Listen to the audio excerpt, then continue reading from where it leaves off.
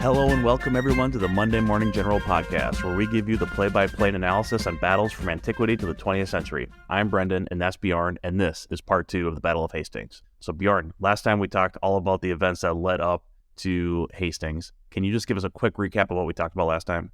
Yeah, so this is one of those where you could easily get lost in kind of the politics of the game.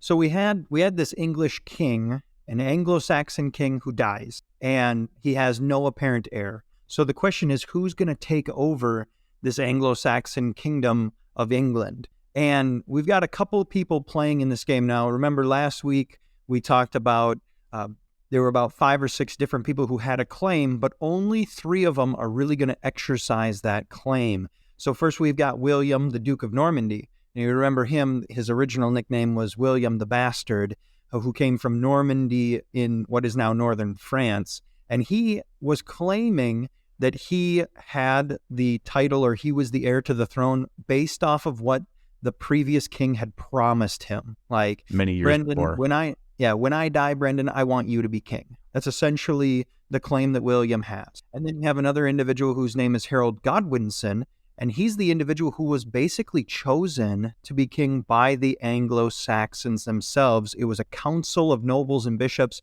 after the death of the king, King Edward the Confessor. He was chosen by the people. So, it's almost like a constitutional monarchy style of, we've got this, we've elected our king. So he's going to basically be the guy with the English army playing for this throne. And he is the one that is crowned King of England. So he's trying to hold on to his kingdom.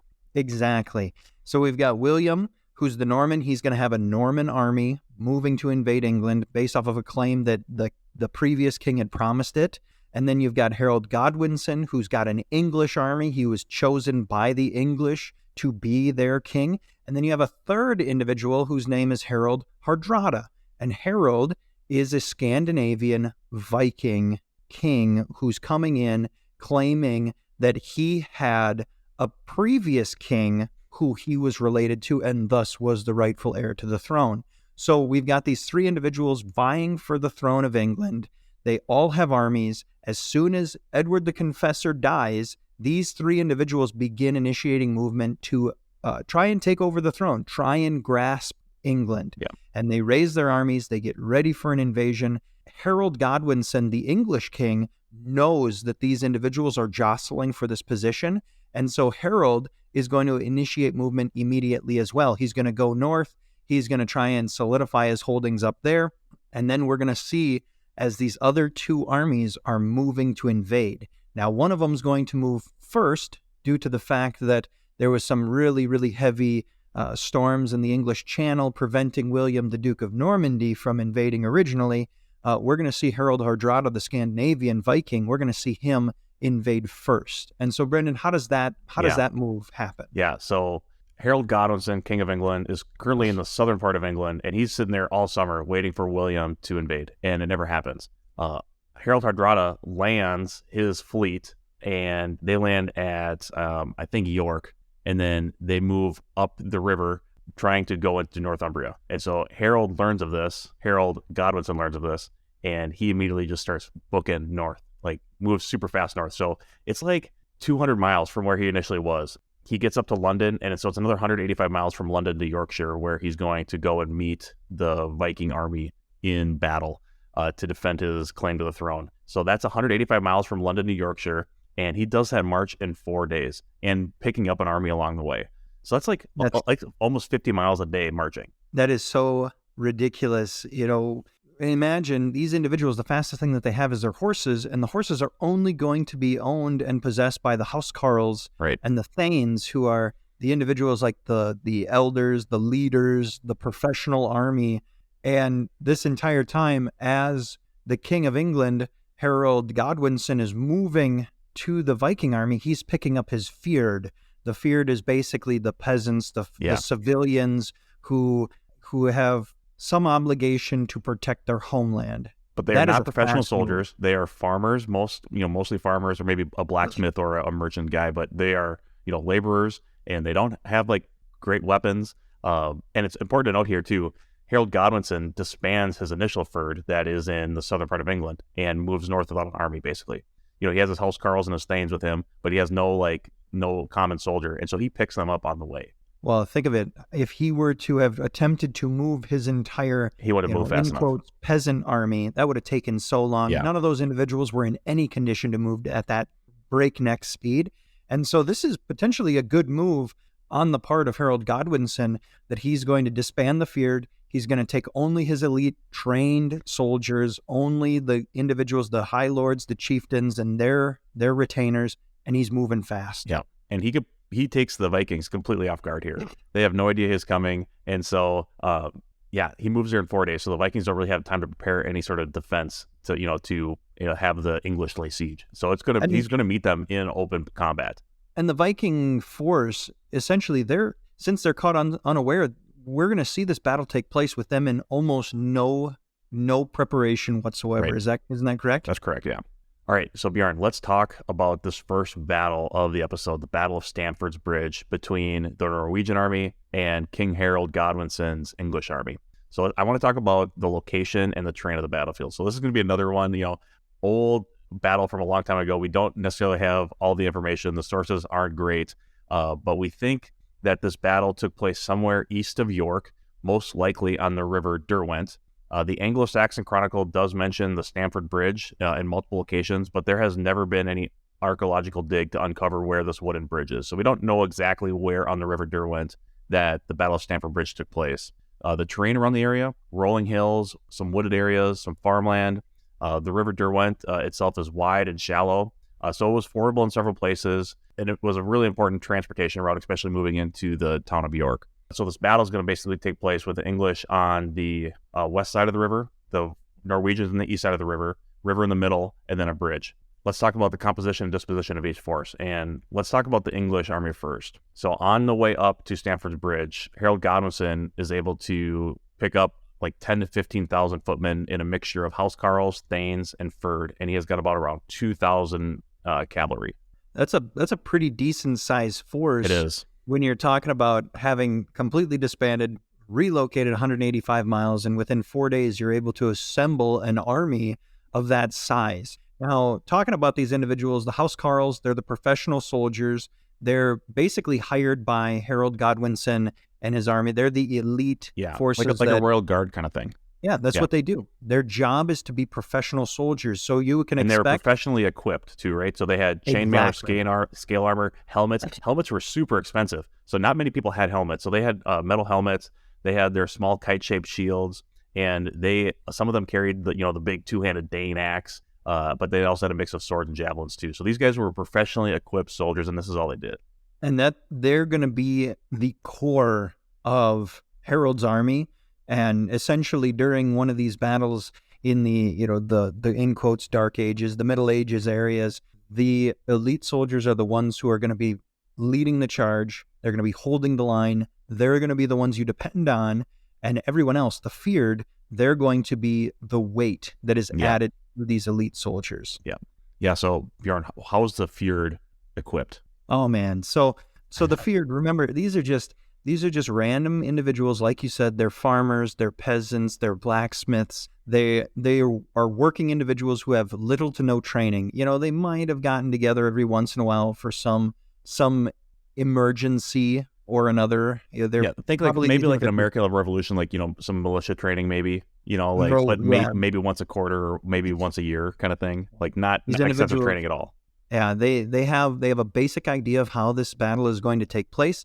They have limited experience in actually performing these maneuvers and these battles, and their equipment is going to be a hodgepodge. Now, when we're talking about the Norwegians and the English during this time period, remember the Scandinavians had a huge influence in English culture, and so we're going to see a mixture of weapons and armor that are very similar.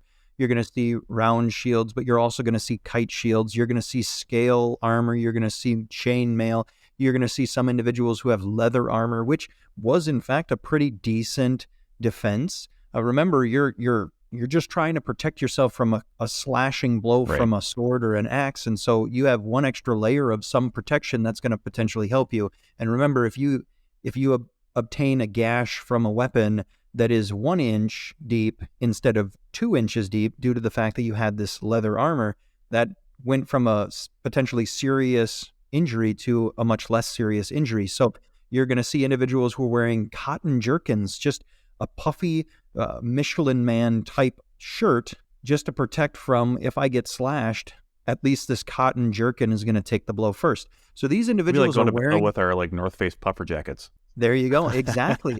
Whatever you can find to provide yourself with extra protection, whatever you can find in the form of a weapon. Maybe you're going to have your own axe that you obtained, or maybe you're a farmer, maybe you're a woodcutter, you bring that with you. Maybe you have a sword, which is a very expensive kind of professional weapon that may have been handed down through generations, but spears weren't uncommon. A regular woodcutting axe, maybe you have a hunting bow that you brought with you. These individuals are not going to be there's no professional, like, I'm going to buy an outfit, my feared. It's expected that you're here to protect your land, protect your king, and that's why you have assembled on this day. And then the other part of this army is the Thanes, wealthy landowners that would have provided their own armor and weapons, and they would have had something similar to the housecarls. So they're more professionally equipped, but they're not more professionally trained. So they're kind of like in the middle of the Fjord and the housecarls. And then the English also had cavalry, we said about 2,000, and they're going to be armed with swords and maybe lances. Lances are kind of starting to become a thing at this time, but so it's hard to tell if they actually had them here or not. We'll probably lean more towards them and just having swords here instead of lances. And remember, these cavalry guys, they're going to be harassing the flanks. They're going to be cavalry on cavalry, and they're also going to be used as kind of the scare tactic. Mm-hmm. Now, remember, if you hold fast, it's kind of like you form in square and you hold fast. A cavalry charge, no matter how heavy they are, is going to be a lot less effective than if you were to break and run. That's where the cavalry plays a huge part, is mopping up after the fact. And we're going to see this kind of play out during the battle here. Yep. And then the English army was arrayed in 2 different groups. So they were each group was led by one of King Godwinson's brothers on the west side of the river. And then let's talk about the Norwegians now. So Harold Hardrada's army start with about 6,000 to 8,000 foot soldiers and an additional 3,000 coming in later. So they have 3,000 back guarding their fleet that is sailed up the river. So this battle will start with 6,000 to 8,000. And this is a big fleet, correct? It's like 300. Yeah, it's pretty big. 300 Scandinavian you have to have enough vessels. boats to bring 11,000 people to battle. And their gear, their equipment, provisions. And so it makes sense that you're going to leave a trail party that's going to sit there and protect some really vital assets that you have. Right. Oh, yeah, your Viking longships like those, that's like the thing for the Vikings. So one thing to note here is this army full of veterans from campaigns that ranged from the Baltics and the Byzantine Empire. So the Norwegian army was made up of a mix of professional soldiers and mercenaries, including Jomsvikings. They're a legendary band of warriors and Anglo-Saxon exiles. A difference from the Norwegians and the English is that Norwegians, less people, more experienced. English army, more people, less experienced. The Norwegians would have been equipped similarly to the housecarls of the English army, so chainmail or scale armor, helmets, large round shields, a variety of different axes, single-handed, double-handed throwing axes, and they would have long curved swords and spears. But now, part of the surprise that Godwinson and the English army is going to perform on the Vikings would have prevented Harold Hardrada and the Norwegians from actually taking the full-on benefit of the equipment that they had brought with. They left some of their equipment with them. A lot of their heavy armor was left on their boats. So they're rushing to assemble as soon as they see their enemies approaching, and they say, oh no, here we go. There's no time to don your armor. It took a long time. This stuff is heavy. Sometimes your chainmail armor, if it's a full suit, long sleeve, down to your knees, you're looking at 50 pounds, 60 pounds. You belt it on. You got to put on your helmet. You got to put on your leg protection. It's going to take time. So when your enemy shows up and you're just sitting around in a campfire or eating something or doing whatever you're doing, you do not have the time to don this armor. So that's going to be a major disadvantage to these Viking warriors who, although are elite soldiers, very well trained, very well disciplined, they are going to have a disadvantage in the fact that you have the shock factor, plus you're not prepared for this battle. Yep. So Harold's army is arrayed on the east side of the River Derwent in 3 groups. Harold led the main group. The second force was led by Tostig Godwinson, which is Harold Godwinson's brother. and then the third force was left to guard the ships. Now, Harold Godwinson's brother Tostig, he's fighting against his brother in an attempt to gain back what he had lost, Right. correct? Yeah, Remember? so he was the former Earl of Northumbria, and he had been exiled because he was a not good Earl. And so he had been exiled to the continent, and then he got hooked up with Harold Hardrada, and he basically was like, hey, Harold, you should be the king, and if you become the king, you should make me the Earl of Northumbria. Well, hey, you can make deals with anyone, I guess. And You here's can a make deal deals that with was anyone, made. yep. So that's how the armies are set up. English on the west side, Norwegians on the east side. Norwegians, few people, more experienced, but now they're not as equipped like we talked about. English army, large numbers, less experience, but they are fully equipped and they are ready for the fight. All right, there isn't much to talk about here, Bjorn, in terms of the strategy. Both armies use the shield wall, and both armies are going to try to attempt to set the edge to win the flank, and then both armies are also going to try and penetrate the shield wall and break through, right? So that's kind of like the shield wall. So let's talk about what the shield wall is. Can you give us a little background on that? Yeah, absolutely. So a shield wall in the form of fighting in which it takes place, and you're going to see individuals, they've got their shields now. 9 out of 10 soldiers were, right-handed. They had their weapon in their right. They'd have their shield in their left. And most of these individuals, especially the Scandinavian armies and a lot of the Anglo-Saxons, are using still the round shield. Now, kite shields are coming out, but kite shields will not be very far out and popular until a couple, maybe 100 years after this battle. So we're still seeing the end of the round shield, which it's a heavy weapon. It's plank wood bound together, and you're going to be using it. Now they had a shield boss, which is what's in the center, and it had one hand grip, and you would hold it in the center with your left hand, and you would brace it on your shoulder, and you would interlock your round shield with the individuals to your right and your left, and you would essentially create a wall preventing any form of blows to come through as you're defending yourself, defending your person to your right, person to your left. It's like a phalanx, only it's the Middle Ages type of phalanx using a round shield. Now, the problem is when you're interlocking your shields, that doesn't provide very much opportunity for your right hand, which is carrying your you don't have a lot of weapon. flexibility. Not a lot of flexibility. And the idea behind this is that both armies have their shields interlocked together, and they would charge into each other. And there were a couple cute little tactics that you could utilize. One tactic was what was called the boar's head, and you would have essentially a triangle formation where you'd have one super big dude in the front, and he's like the tip of the spear, and his job is to run as fast as he can with everyone else behind him, and his entire job is to push and smash a hole in your enemy's shield wall, because that is literally the only way. If you cannot outflank your enemy's shield wall, the only thing you can do is break your enemy's shield wall. So the boar's head was where that one huge dude, the 200-pounder when everyone else is really small, and he doesn't even have, he's going to use both his hands to hold this shield, and he's going to put all of his weight behind it, and he's going to try and just battering ram this wall. And so if that fails to occur, you're going to see both armies smashing into each other wall on wall, and there's very little room to move. So you're going to have weapons like the seax, which is a smaller sword. Like maybe a foot and a half. Yeah. It's kind of like what Legolas uses in The Lord of the Rings. Oh, yeah. It's kind of like a seax. Yeah. And you're going to be using They make a lot of those on Forged in Fire. So if you want to see that, go check out a Forged in Fire episode. Yeah, there you go. There you go. So you're gonna be bracing with your left, pushing as hard as you can with your shield on your left to try and maintain this line or bust into your opponent's line, while at the same time you're utilizing your right hand to try and either puncture over, you're pushing over your shield to try and gouge into your opponent, or people are going underneath the shield, because remember, it's a round shield, so there's a top and there's a bottom. So this is why utilizing helmets, having a helmet was one of the most important things. If you are the elite soldier in the front ranks, you want to be as heavily armored as you can, because during they've done a lot of archaeological excavations of battles like this, and they found that one of the number one forms of injury was blows to the head. And because that's one of the only vulnerable spots that you have. It's sticking up. Yeah.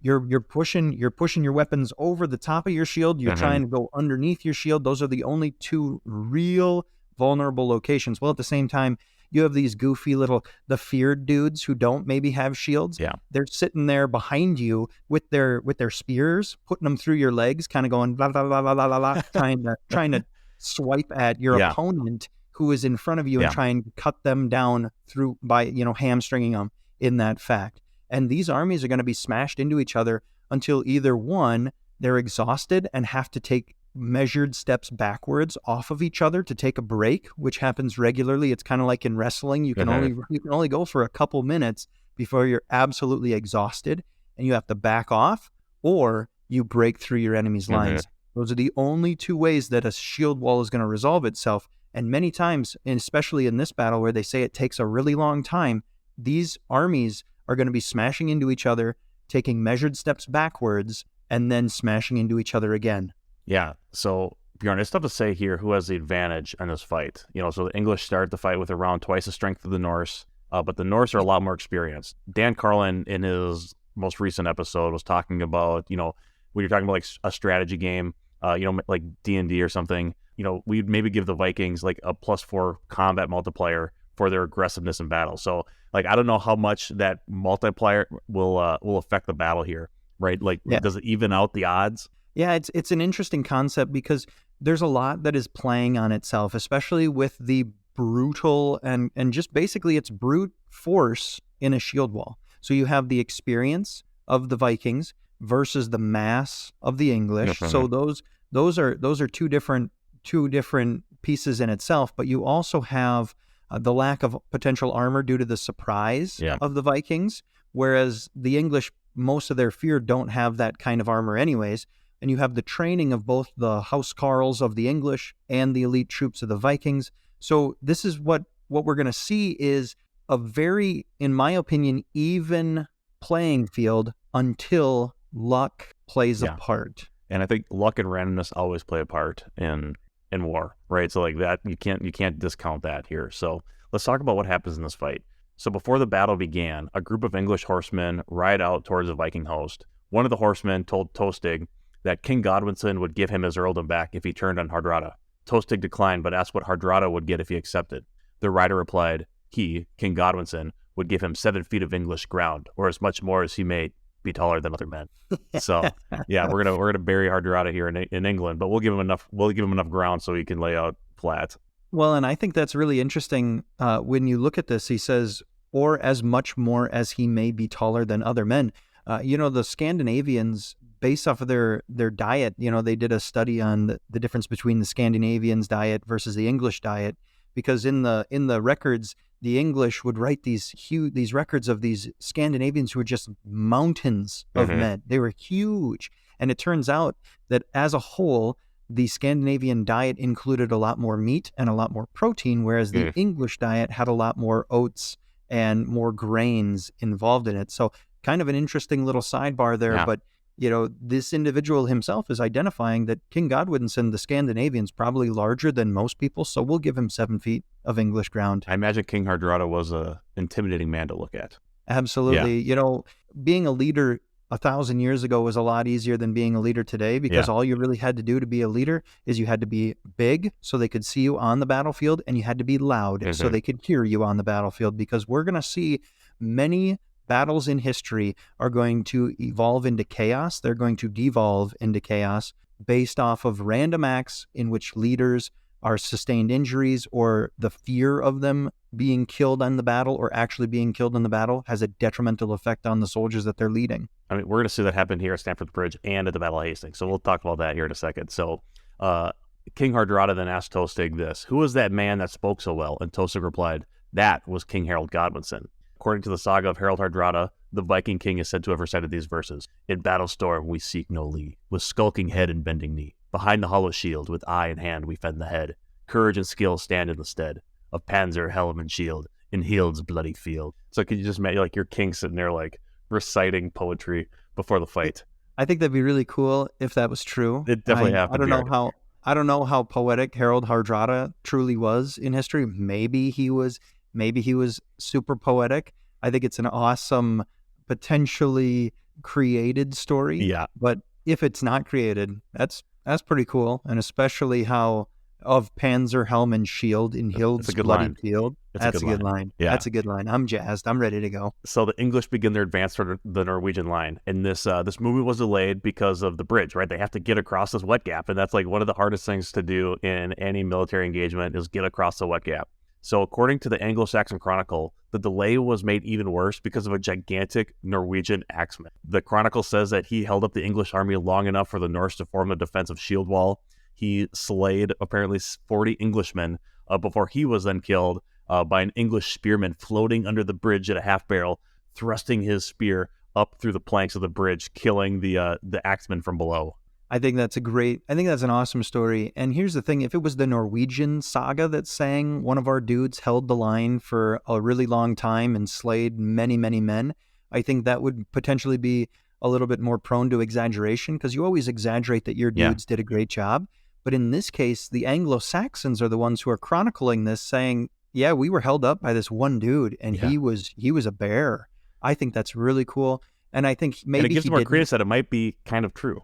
Yeah, maybe he didn't kill 40 Englishmen, but I would venture a guess that because it was the enemy, the adversary who was writing this about this guy, I would venture a guess that, yeah, there was a big man on that bridge defending that bridge, probably with an axe, big broad axe. Because here's the thing, they could have come at him doing a shield wall, but it's a small bridge, so you're maybe 3 or 4 abreast, and they could have tried to take this dude out. But when he's hefting this great axe, one of the great tactics that they would use is they would use the broadhead of the axe to actually rip the shield from the individual. So it was actually a quite useful tool in using against a shield wall. So it's completely plausible that this man, I truly believe there was a dude on that bridge. He was big, he was mean, and he was fierce, and he did a great job until somebody took him out. Yeah, an English spearman from below. I love that part too. So the English eventually crossed the river, formed their own shield wall and attack. The battle is said to have lasted for many hours. As the Norse line begins to break, King Harold Hardrada steps in to rally his wall. And this again comes from Harold's saga. So says Arnor Tostig Skald. Where battle storm was ringing, where arrow cloud was singing, Harold stood there of armor bearer. His deadly sword still swinging, the foemen feel its bite. His Norsemen rushed to fight, danger to share with Harold there, where steel on steel was ringing. That's awesome. I love that. You can just see him, coming to rally his troops. And, of armor bearer, in this case, he may have taken his helmet off just so his soldiers could have seen him. They're losing their morale. They're ready to flee. Panic is on the air. And he takes his helmet off, and he's yelling at the top of his lungs, "Here I am, let's do this." And he rushes into that to plug the gap. And you can just see as his soldiers would be rallying around that. Yeah. What happens? Unfortunately, King Harold Hardrada, hit by an arrow in the windpipe. That was his death wound. He fell, and all who advanced with him, except those who retired with the banner. So Harold Hardrada dies from an English arrow to the throat here. And that's where that random factor really plays in a lot in historical battles, because if he would have been untouched by this arrow, if he would have been untouched by the English soldiers, maybe he rallied. It's quite plausible that he could have rallied his troops. Yeah. He could have held the line. He could have plugged that gap, and things could have weighed differently. Because what would have happened if Godwinson would have been hit by an arrow instead of Hardrada? And could you so we'll talk about this in a second here, but they still have those 3,000 people in his army sitting at the boats, and they're about ready to get into this fight. So could you imagine another 3,000 Viking soldiers with Hardrada rallying the troops and pushing against the English? Like, that could have really changed the outcome of this battle. Absolutely. When they're almost even and they're fighting for a really long time, and then all of a sudden here come 3,000 more men, that absolutely could have turned the tide of the battle. But this random act in which the king, the leader of the Norwegians, is struck in the throat and killed, that, in my opinion, is one of the most significant actions of this battle. You're watching an NFL game and the star quarterback goes down.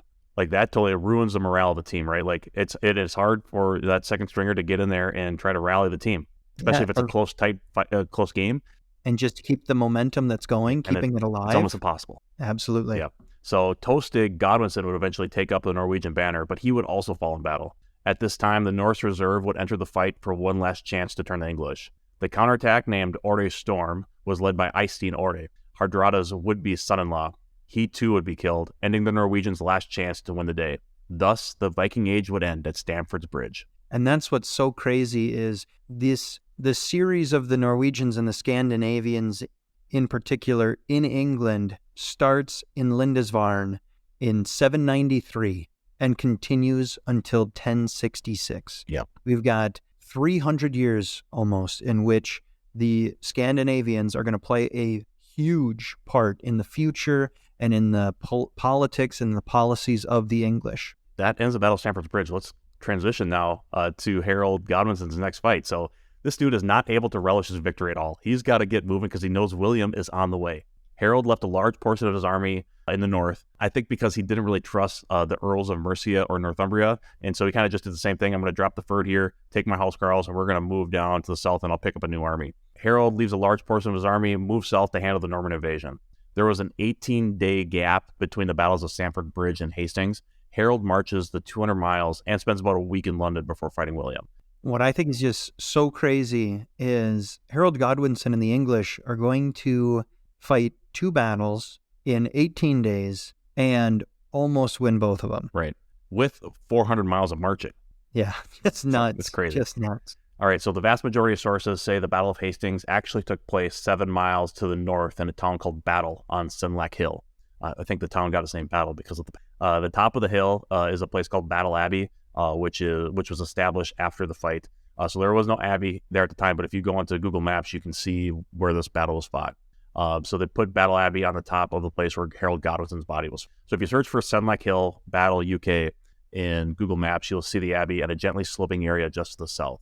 That open area right now is tagged as a battlefield. But according to a website called the English Heritage, that open area was very marshy and crossed with streams, a terrible place for an attack to happen. So William more than likely attacked from the southeast instead of from the south. And if you look on the map, there's a lot of there's some streets and some towns that are to the southeast. So he most likely attacked up that part of the hill into top of Senlac Hill. All right, so Bjorn, let's talk about the composition and disposition of both these forces. Modern historians say the English army was about 7,000 to 8,000 foot in a mix of housecarls and fjord.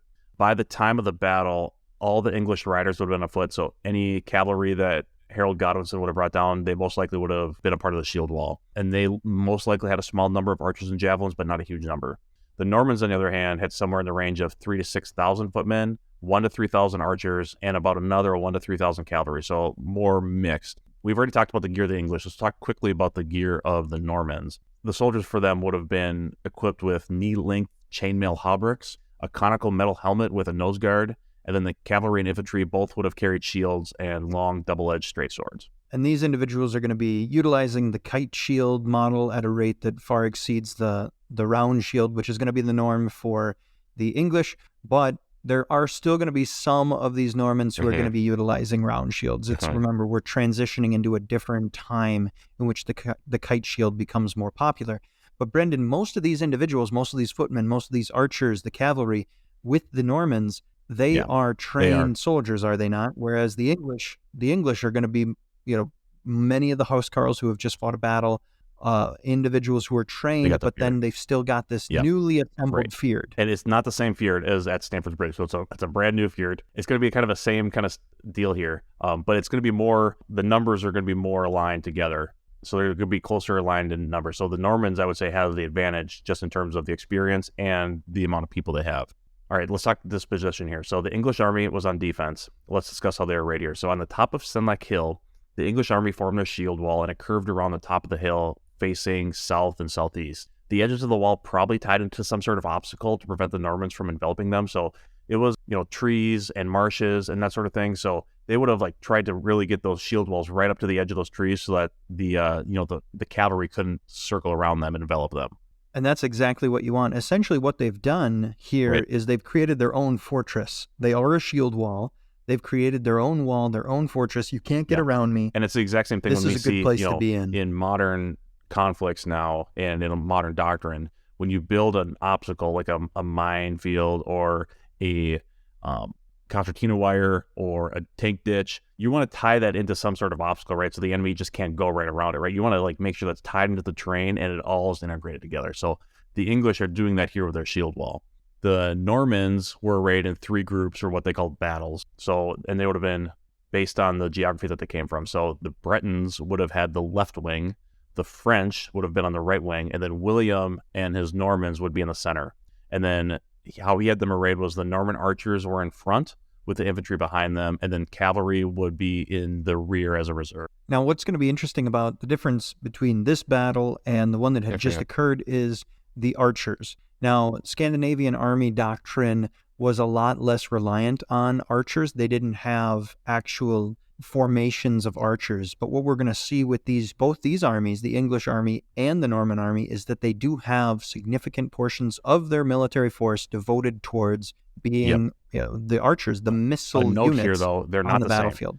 Same. English archers are using a short bow, whereas the Norman archers are using longbows. So the Normans have a lot greater range and power than the English archers have. So is that going to play a huge effect into the Normans' ability to puncture through the shield wall, even though their weapon is better?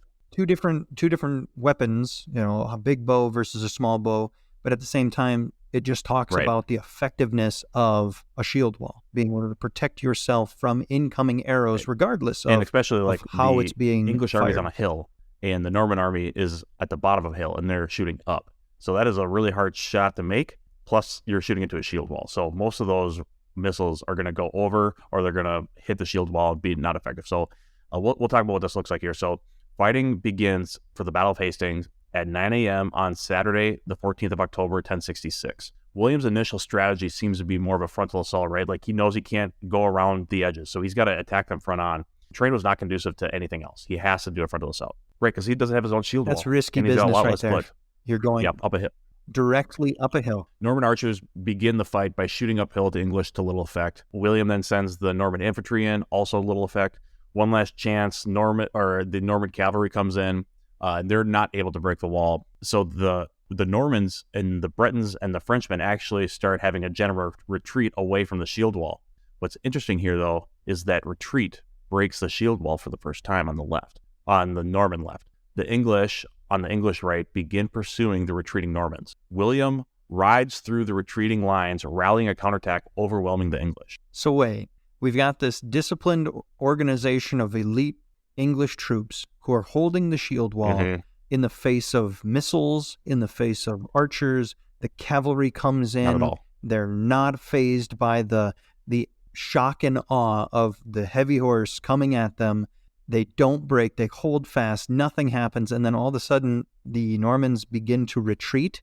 And that's where the elite, disciplined housecarls of the English army decide that they're going to try and take advantage of this, right? And they break ranks. You get the enemy to retreat, and you pursue, and then that's where you destroy the army. So had William not been able to rally his forces, this could have been a disaster for the Normans. But instead... maybe not a complete disaster, but like a localized disaster on the left side of the Norman line.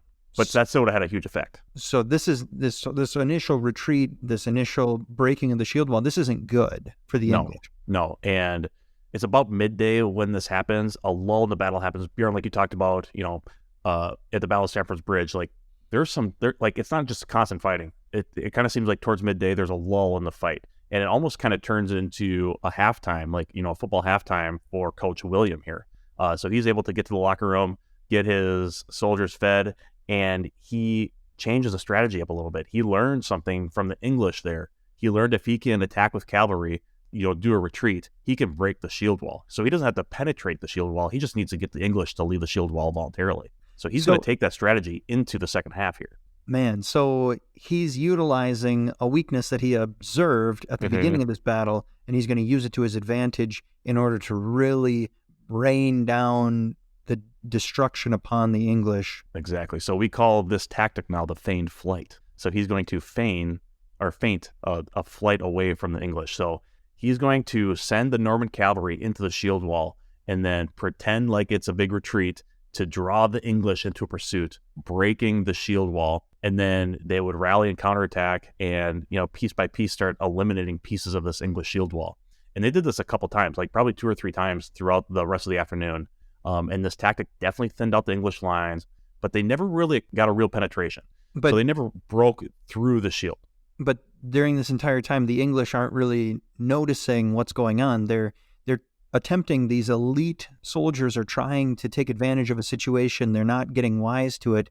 they're going forward, they're breaking their own lines, and they're taking casualties in areas and on soldiers who they can't afford to lose. Like, you could make an argument that the feared are probably not as valuable, but they're not in the front ranks. These individuals who are going to be pursuing the Normans, who are feigning a retreat. Probably the housecarls. They're the housecarls. They're the elite soldiers. And when you lose one of those, it's like you've lost 5 or 10 feared soldiers. So this is going to be detrimental, regardless of the fact that the Normans are not actually able to break through the Norman lines.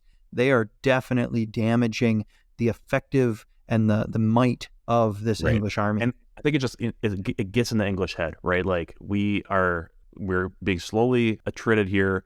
We're still holding, but it's starting to get probably in their minds, like, this is probably not going the way that we need to go here. And something very bad for the English happens late in the battle. But this also would have attested to the Normans' ability to understand what's going on. Because let's be real here, most of these Norman soldiers would have had to have known what was going on. Hey, we're going to go there, we're going to wrap around a little bit, and we're going to fall back on purpose. Because if you're going to spend the whole day with your regular foot soldiers going forward and then feeling as though they must retreat or falling back, that's going to have a morale detriment on it in itself. Right. So late in the battle, Harold Godwinson, King of England, is killed. It's not known exactly how he died, but it probably happened in the thick of fighting. So it wasn't like William and Harold, like one-on-one combat. No, he was probably like, it was, in the shield wall or around there where it's really thick fighting on the Bayeux Tapestry. So this is like one of the primary sources for us to know what happened at Hastings. It's like a piece of carpet on a wall, the Bayeux Tapestry. So there are 2 figures shown dead, one with an arrow in the eye and the other being run over by a Norman horseman with sword. Above the figures, it says, Hic Harold Rex Interfexus Est. Here, King Harold has been killed. We don't know which figure he is or if he may be both. Interesting that you've got 2 different ideas of how he died. Bottom line is, this is another one of those random events, just like Harold Hardrada was killed by a random blow. Here we go. The King of England is killed with a random blow. Now, it seems to me there's only one guy left, and that's William, the Duke of Normandy. Exactly. After Harold died, the English army began to collapse. The Normans pursued the fleeing Englishmen. The Battle of Hastings was over. William, Duke of Normandy, had won the day. So here's a question for you. Yeah. In these olden time battles, if you are the important king, the important general, the chieftain, the person who's in charge, you're running a very fine balance and a line here where, in one hand, if you are too far away from the battle, maybe it gets out of hand and you end up losing. But at the same time, if you're too close to the battle, you are now endangered. Yeah. And if you are killed in battle, then your empire, your country, your nation, your army is destroyed. Yeah. But it seems like most of these leaders tend to be more in the fight instead of being way back. So they're up there motivating their soldiers, working the fight, and they're up there, and it's a dangerous spot to be. I mean, we just saw we've been talking for 45 minutes. 2 kings have been killed because they were in the middle of fighting, and William probably was somewhere close to, like, he probably had a couple close calls here. I think he had a couple horses shot off from him. So it's interesting because all 3 of these individuals were known as having some experience in battle. They were known as being courageous in battle. Probably one of the big reasons why they were followed so well by the soldiers who they had under their command was because those soldiers knew that wherever I'm asked to go, William, Harold, the other Harold, they're going to be there too. It's a good leadership lesson there, I think. So the Normans win here, and I think the Normans were a huge beneficiary of the double invasion of England, right? In a month's time, Harold's forced to march 400 miles, build 2 armies, and fight 2 major battles. But what's interesting is the fighting that at Senlac Hill, the Battle of Hastings, it lasted all day, and the English weren't really exhausted. Like, they didn't at 3 p.m. fall down and collapse because they were exhausted. They fought the entire day. And as that random event at the end that cost them the battle is really interesting. We talked about it before that the English almost won 2 of these battles. Imagine if those housecarls were not exhausted through their marching, because one would assume that those individuals had made the 400-mile march. The feared didn't do it, but these elite soldiers, these individuals who are well-trained, well-equipped, ready for battle, experienced, that's got to be tiring for them. They had to have been in a state in which they were not in their prime. Right. And maybe they so they lasted physically through the fight, but maybe Bjorn, that kind of gets to some of the discipline issues that we talked about, right? So yeah, I think a lot of this comes down to, I think William was just a better military leader and he had the more disciplined army that day. And maybe the English would have been more disciplined if the Housecarls hadn't been marching for 400 miles, right? That gets into your brain and it makes you make bad decisions. So maybe that is the case, but maybe Harold Godwinson just didn't have as disciplined of a leadership strategy. Well, and you can think of the frustration that these English would have had in their inability to break their enemy's lines. Essentially, what it came down to is whoever mentally was resilient enough to continue the game was the one who was going to win this one. Were the English going to hold their lines? You know, in other battles in history, you're going to see armies that completely flabbergasted and frustrated their opponents to the point where their opponents made poor decisions because they were the ones who were holding fast. You couldn't get to them. You couldn't reach them. Had the English had that same level of discipline and just stood on that hill all day long and had never broken ranks, had never sustained those casualties, had never done something like that, it is completely conceivable that Harold Godwinson would have remained the King of England and we would have had an entirely different story for the next 1,000 years of history. Yeah, I think it just comes down to that. I think it's as simple as that here. So let's talk about what happens after this fight. William would not be crowned King of England just because he won at Hastings. Another person was actually proclaimed king. Edgar the Atheling was proclaimed king by the Wittengen.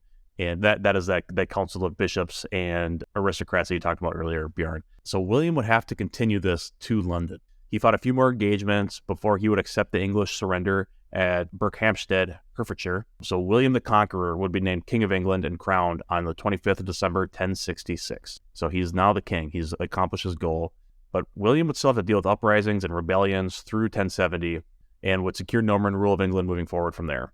William would go on to build many castles and keeps to include the Tower of London and the White Tower. By the time William died, most of the aristocracy had been swapped from Anglo-Saxon English to Normans. So we see a complete shift in the leadership of the country moving into a Norman background. And so from there, England would be changed forever by William the Conqueror. There were lasting impacts on the clergy, the aristocracy, the culture of England, the government of England, and the language of England. English today is different than what Harold Godwinson spoke in 1066. Yeah, this battle right here is a prime example of the significance of one battle, or in this case, I guess the significance of two battles, one a little less influential and then one incredibly significant.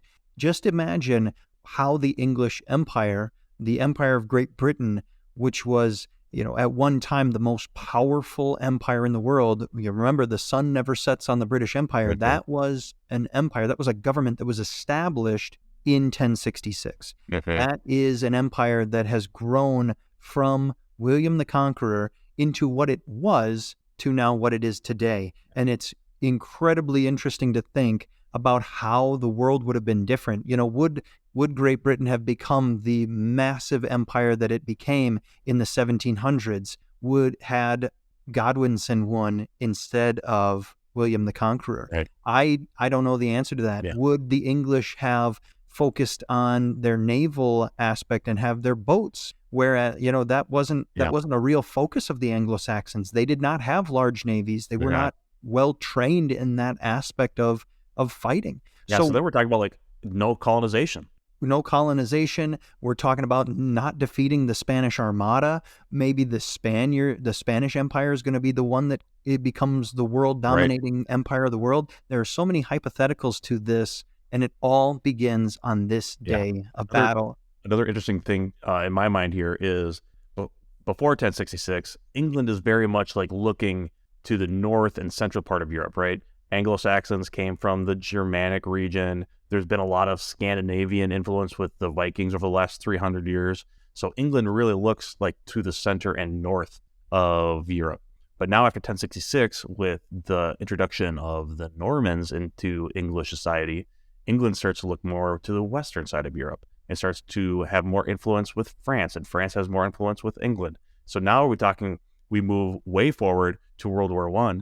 Does the King of England side with the French, or does he more align with the Axis? Oh man, right? There's some maybe World War I doesn't even happen. I don't know, But there's some huge implications because of what happened here in October of 1066. It's crazy. It's one of these situations where, you know, there's always individuals who argue whether one battle was significant to history or really truly decisive. I think that all individuals can agree that the Battle of Hastings that took place in 1066 is one of the most significant battles in history to the world that we know today. 100% agree. Well, that's going to do it for us this week. Thank you so much, everyone, for listening. Remember to hit that subscribe button so you don't miss our next series. MMG out.